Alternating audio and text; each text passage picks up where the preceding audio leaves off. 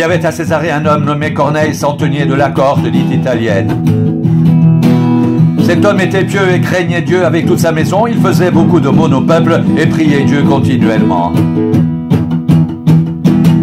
Vers la 9e heure du jour, il vit clairement dans une vision un ange de Dieu qui entra chez lui et qui lui dit « Corneille !» Les regards fixés sur lui et saisi d'effroi, il répondit « Qu'est-ce, Seigneur ?» Et l'ange lui dit « Tes prières et tes aumônes sont montées devant Dieu, il s'en est souvenu. Envoie maintenant des hommes à Jopé et fais venir Simon surnommé Pierre. Il est logé chez un certain Simon convoyeur, dont la maison est près de la mer. »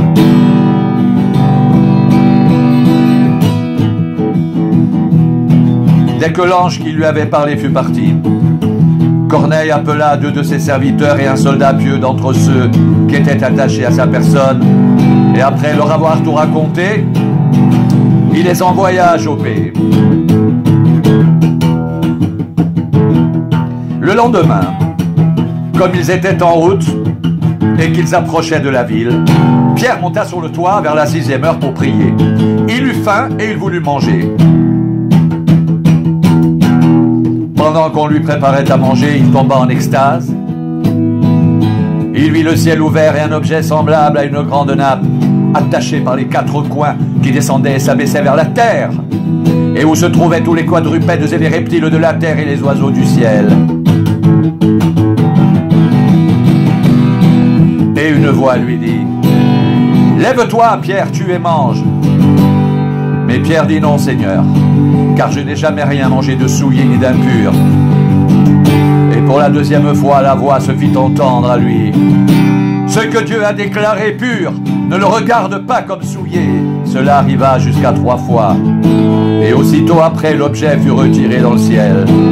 Tandis que Pierre ne savait en lui-même que penser du sens de la vision qu'il avait eue, voici, des hommes envoyés par Corneille, s'étant mis en quête de la maison de Simon, se présentèrent à la porte et demandèrent à haute voix si c'était là que logeait Simon, surnommé Pierre. Et comme Pierre réfléchissait à la vision, l'Esprit lui dit « Voici, 3 hommes te demandent, lève-toi, descends, et pars avec eux sans hésiter, car c'est moi qui les ai envoyés. » Pierre donc descendit, et il dit à ces hommes, « Voici, je suis celui que vous cherchez. Quel est le motif qui vous amène ?» Ils répondirent, « Corneille, centenier, homme juste et craignant Dieu, et de qui toute la nation des Juifs rend un bon témoignage, a été divinement averti par un saint ange de te faire venir dans sa maison et d'entendre tes paroles. » Pierre donc les fit entrer et les logea.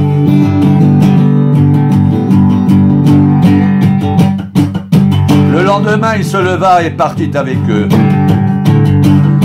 Quelques-uns des frères de Jopé l'accompagnèrent. Ils arrivèrent à Césarée le jour suivant. Corneille les attendait et avait invité ses parents et ses amis intimes. Lorsque Pierre entra, Corneille, qui était allé au-devant de lui, tomba à ses pieds et se prosterna, mais Pierre le releva en disant « Lève-toi, moi aussi je suis un homme. » Et conversant avec lui, il entra et trouva beaucoup de personnes réunies.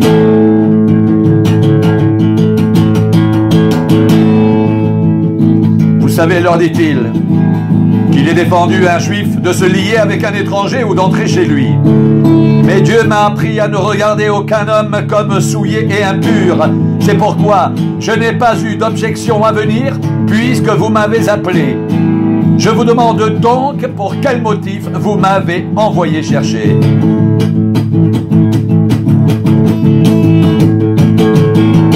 Corneille dit, il y a 4 jours, à cette heure-ci, je priais dans ma maison à la 9e heure, et voici, un homme vêtu d'un habit éclatant se présenta devant moi et dit, Corneille, ta prière a été exaucée, et Dieu s'est souvenu de tes aumônes. Envoie donc quelqu'un à Jopé, et fais venir Simon surnommé Pierre. Il est logé dans la maison de Simon, corroyeur près de la mer. Aussitôt, j'ai envoyé quelqu'un vers toi. Et tu as bien fait de venir. Maintenant donc, nous sommes tous devant Dieu pour entendre tout ce que le Seigneur t'a ordonné de nous dire. » Alors Pierre, ouvrant la bouche, dit: « En vérité, je reconnais que Dieu ne fait point de favoritisme. Mais qu'en toute nation, celui qui le craint, qui pratique la justice, lui est agréable. Il a envoyé la parole aux fils d'Israël, en leur annonçant la paix par Jésus-Christ, qui est le Seigneur de tous. Vous savez ce qui est arrivé dans toute la Judée. Après avoir commencé en Galilée, à la suite du baptême que Jean a prêché, vous savez comment Dieu a oint du Saint-Esprit et de force Jésus de Nazareth, qui allait de lieu en lieu, faisant du bien et guérissant tous ceux qui étaient sous l'empire du diable, car Dieu était avec lui.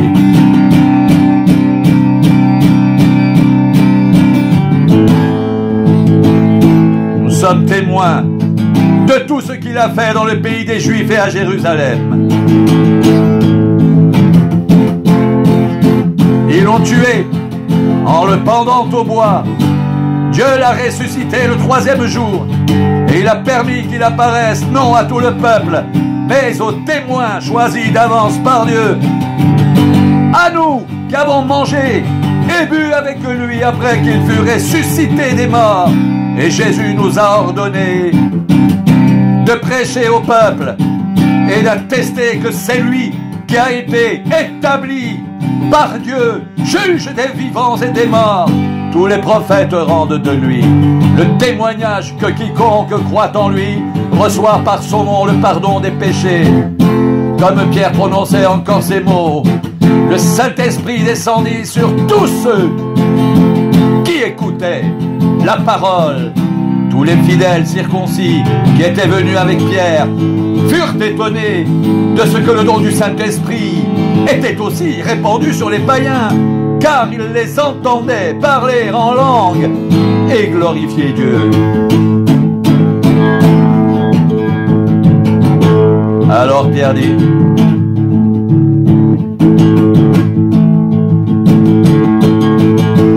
peut-on refuser l'eau du baptême à ceux qui ont reçu le Saint-Esprit aussi bien que nous? Et il ordonna qu'ils soient baptisés au nom du Seigneur.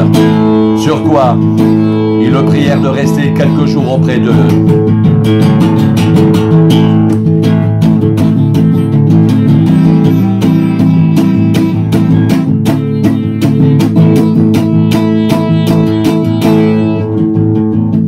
Les apôtres et les frères qui étaient dans la Judée apprirent que les païens avaient aussi reçu la parole de Dieu. Et lorsque Pierre fut monté à Jérusalem, les fidèles circoncis lui adressèrent des reproches en disant: tu es entré chez des incirconcis et tu as mangé avec eux. Pierre se mit alors à exposer d'une manière suivie ce qui s'était passé. Il dit: j'étais dans la ville de Jopé, et pendant que je priais, je tombais en extase et j'eus une vision. Un objet semblable à une grande nappe attachée par les 4 coins descendait du ciel et vint jusqu'à moi. Les regards fixés sur cette nappe, j'examinais, et je vis les quadrupèdes de la terre, les bêtes sauvages, les reptiles et les oiseaux du ciel, et j'entendis une voix qui me disait: lève-toi, Pierre, tue et mange. Mais je dis: non, Seigneur, car jamais rien de souillé, ni d'impur n'est entré dans ma bouche. Et pour la seconde fois, la voix se fit entendre du ciel: ce que Dieu a déclaré pur, ne le regarde pas comme souillé. Cela arriva jusqu'à 3 fois. Puis tout fut retiré dans le ciel. Et voici aussitôt 3 hommes envoyés de Césarée vers moi se présentèrent devant la porte de la maison où j'étais.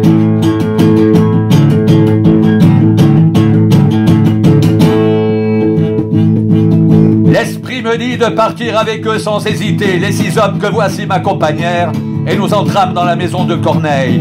Cet homme nous raconta comment il avait vu dans sa maison l'ange se présentant à lui et disant « Envoie quelqu'un à Joppé et fais venir Simon surnommé Pierre, qui te dira des choses par lesquelles tu seras sauvé, toi et toute ta maison. » Lorsque je me fus mis à parler, le Saint-Esprit descendit sur eux comme sur nous au commencement. Et je me souvins de cette parole du Seigneur.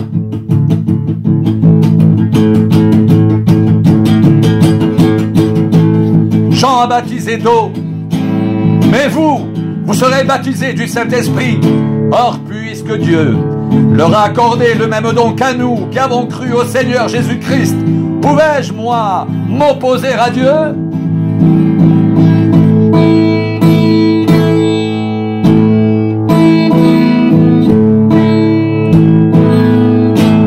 Après avoir entendu cela, ils se calmèrent et ils glorifièrent Dieu en disant: Dieu a donc accordé la repentance aussi aux païens afin qu'ils aient la vie.